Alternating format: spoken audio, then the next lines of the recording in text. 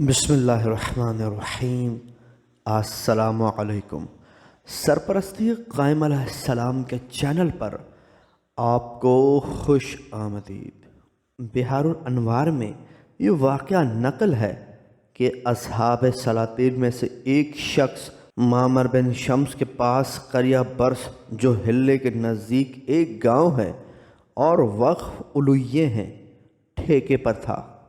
وہاں معمر کا ایک نائب ابن خطیب رہا کرتا جو مومن صالح تھا۔ اس کے ساتھ ایک کارندہ تھا جس کو عثمان کہتے تھے۔ وہ مذہب میں ابن خطیب کی ضد تھا۔ ان دونوں میں مذہبی باتوں پر لڑائی ہوتی رہتی تھی۔ ایک روز ایسا ہوا کہ یہ دونوں اس جگہ حاضر ہوئے جو برس میں مقام حضرت ابراہیم خلیل اللہ علیہ السلام کہلاتا ہے۔ اس وقت وہاں عام لوگوں کا بھی کافی مجمع تھا۔ موقع پا کر ابن خطیب نے عثمان سے کہا کہ اس وقت ہمارے درمیان حق و باطل کا فیصلہ ہونا چاہیے۔ میں ان حضرات کے نام اپنے ہاتھ پر لکھتا ہوں جن سے مجھ کو محبت ہے۔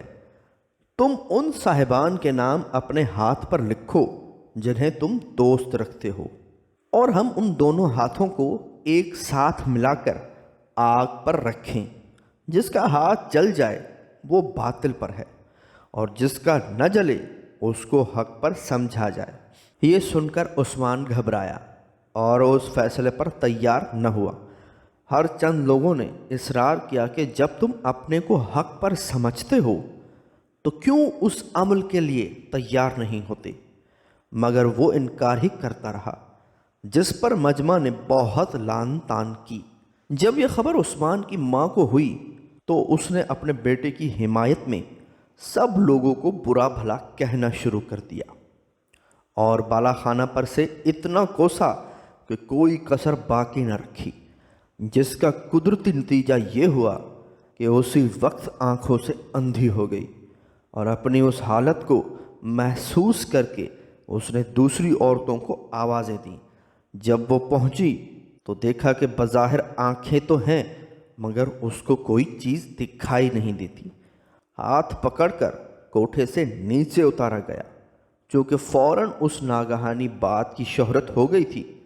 سب عزیز اقارب آنے لگے۔ علاج میں پوری کوشش ہوتی رہی، بلکہ حلہ و بغداد سے بھی اتباع بلائے گئے، مگر کوئی کامیابی نہ ہو سکی۔ تب کچھ مومنہ عورتوں نے جو اس کی ملنے جلنے والیاں تھیں یہ سمجھایا کہ تجھے حضرت صاحب العصر یعنی حضرت امام مہدی علیہ السلام نے اندھا کیا ہے۔ اگر تو امام مہدی علیہ السلام کی پیرو ہو جائے اور ان کی دوستی اور ان کے دشمنوں سے بیزاری اختیار کر لے تو ہم اس کے ضامن ہیں کہ خداوند عالم حضرت کی برکت سے تجھ کو عافیت عطا فرمائے گا، ورنہ اس بلا سے خلاص ناممکن ہے۔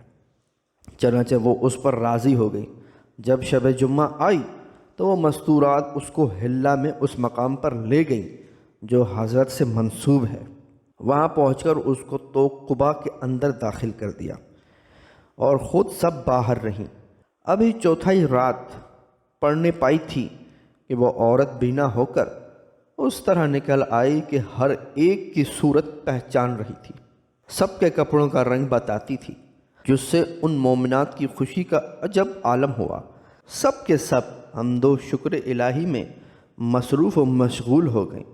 اس کے بعد کیفیت دریافت کی تو اس نے کہا کہ جس وقت تم مجھے پہنچا کر باہر آ گئیں تو اس سے تھوڑی دیر بعد کسی نے میرے ہاتھ پر ہاتھ رکھا اور یہ کہا کہ باہر چلی جا، خداوند نے تجھے ٹھیک کر دیا۔